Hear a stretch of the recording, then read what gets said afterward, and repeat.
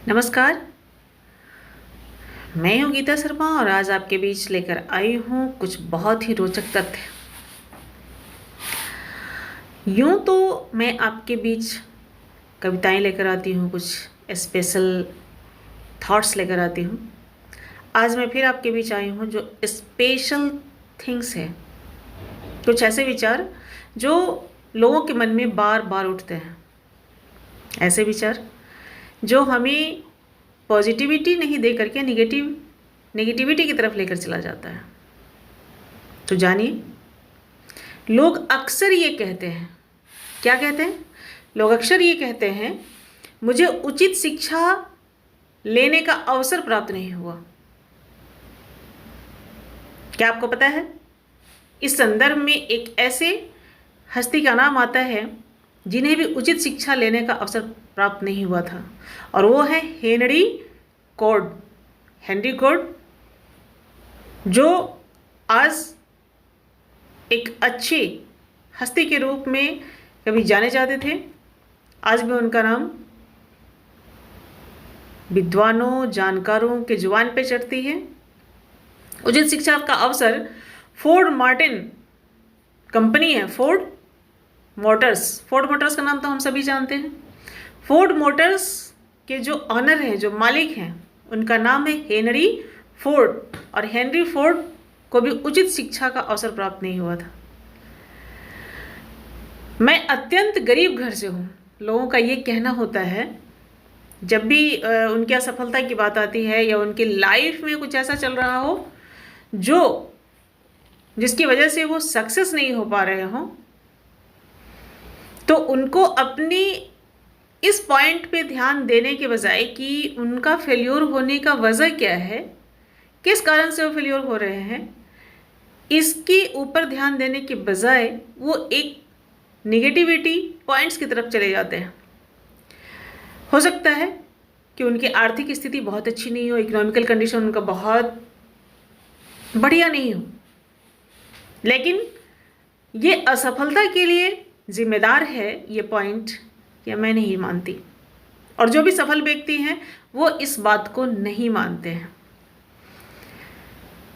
ये कहना कि मैं बहुत अत्यंत घर से हूँ इसलिए मैं सफल नहीं हो सका, क्योंकि मेरी आर्थिक स्थिति बहुत अच्छी नहीं थी, इस वजह से मैं कुछ। क्या आपको पता है कि कई लोग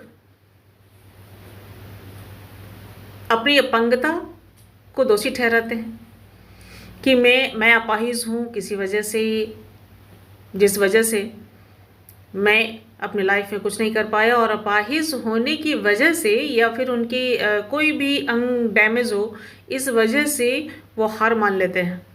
लेकिन आपको मैं बताती चलूँ कि प्रख्यात नृत्यांगना सुधा चंद्रन का नाम आप सभी ने सुना होगा, और वो बहुत ही प्रोत्साहन वाली बात है कि उनका एक पैर नकली है।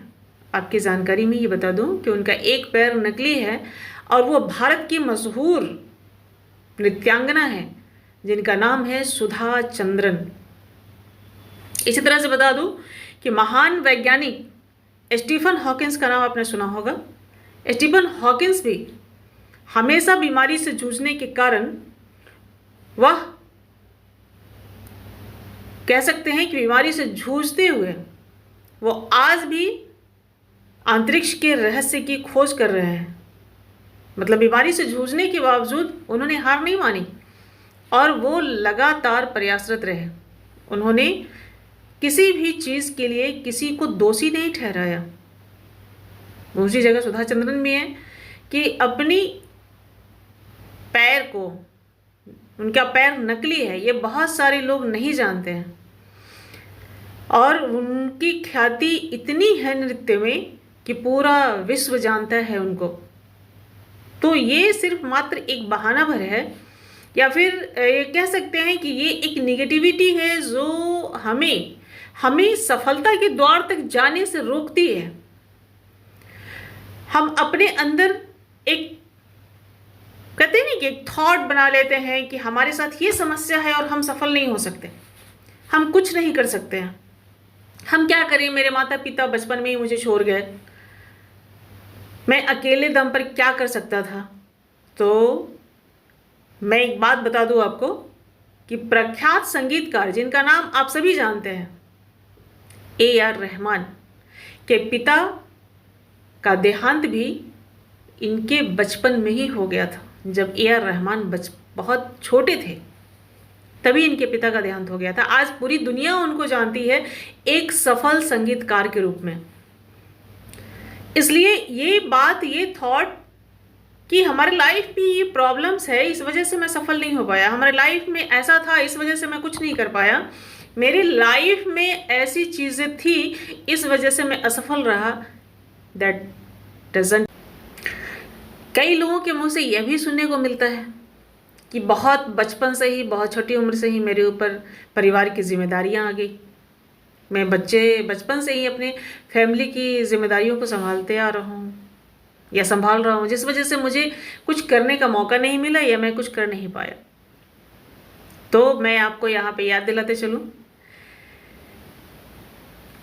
बहुत ही बचपन से अपनी जिम्मेदारियों को उठाते आ रही हैं और अपनी पूरी फैमिली की जिम्मेदारियां उठाती रही, जिनका नाम है सुश्री लता मंगेशकर जी, जो आज हमारे बीच नहीं है, लेकिन ये भुलाया नहीं जा सकता कि उन्होंने अपनी 4 भाई बहनों की रिस्पॉन्सिबिलिटीज़ खुद बेयर की और उन्होंने आजीवन अपना सर्वस्व फैमिली के लिए योगदान में दिया, खुद के लिए नहीं, कुछ भी नहीं किया खुद के लिए। और एक सफल नहीं बल्कि कहें तो देश विदेश पूरे विश्व में ख्याति प्राप्त करने वाली महिला रह चुकी, अब तो हमारे बीच नहीं रही।